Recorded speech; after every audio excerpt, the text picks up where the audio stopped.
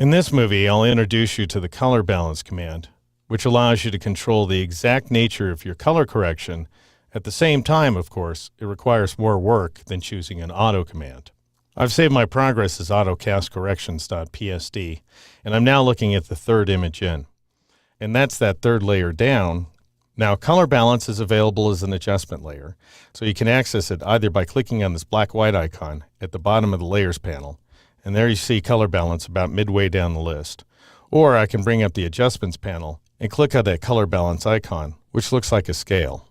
And that'll take me to the Properties panel, and I can see my color balance controls. Now what I'm seeing is my primary colors over here on the right-hand side, red, green, and blue. And their complementary primaries over on the left-hand side, cyan, magenta, and yellow.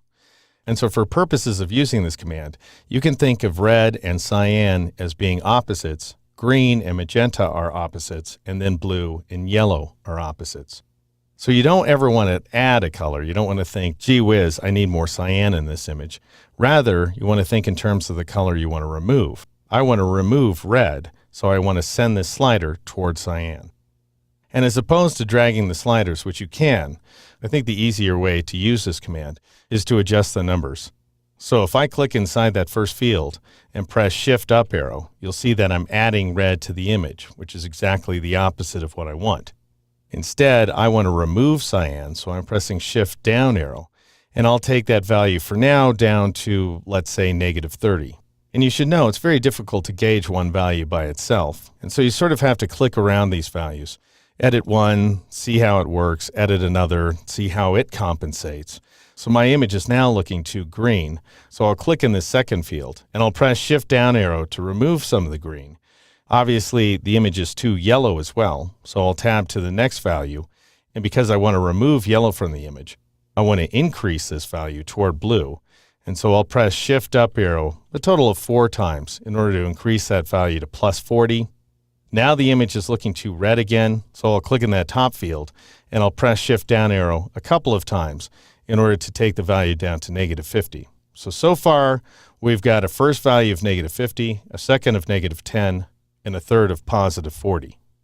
Now, if you take a look at the tone option right here, you'll see that we're modifying the midtones, that is, the middle range of colors inside the image.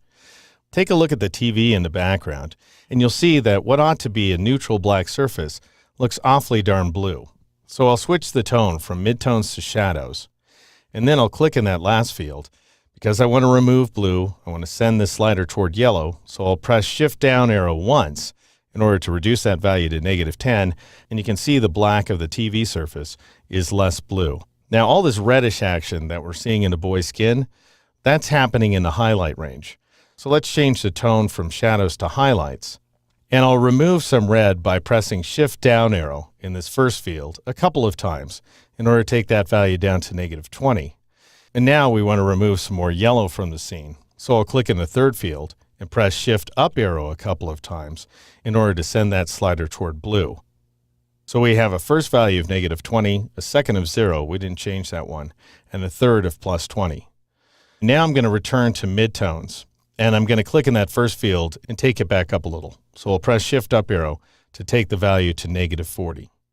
And that looks like a pretty darn good adjustment. Let's test it out. I'll close the Properties panel and then switch to the eyedropper tool once again. And then I'll click and hold inside the pillow. And it looks like we had gray before and now we have gray again. But if you check out my values here inside the color panel, I happen to have a hue value of 269. You can check that out in the hue locator file, but that's violet, by the way. But notice my saturation value. It's declined to 1%, making that pillow, at any rate, more neutral inside this image than any of the others.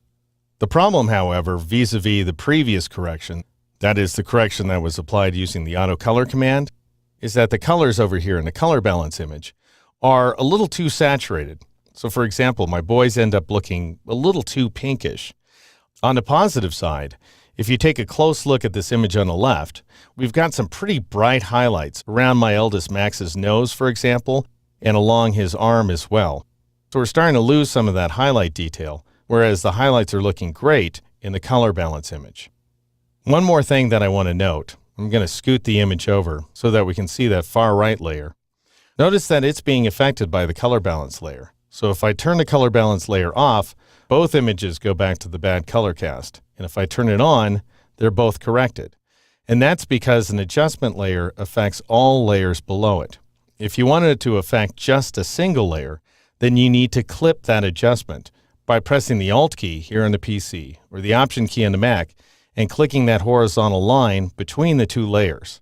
That way, the color balance photograph, that is that photograph on the left here inside my image window, is serving as a clipping mask for the adjustment layer, and the photo filter layer, which is this layer on the right, remains unaffected. I'm going to make one more change to make sure that this adjustment layer is affecting just the colors inside the photograph and not the luminance levels. I'm going to go up to the blend mode pop-up menu and change it from normal to color. And watch what happens to the image over here on the left-hand side. The luminance levels settle down a little bit, and we don't get quite the harsh degree of contrast we had a moment ago. And that's how you use the color balance command here inside Photoshop.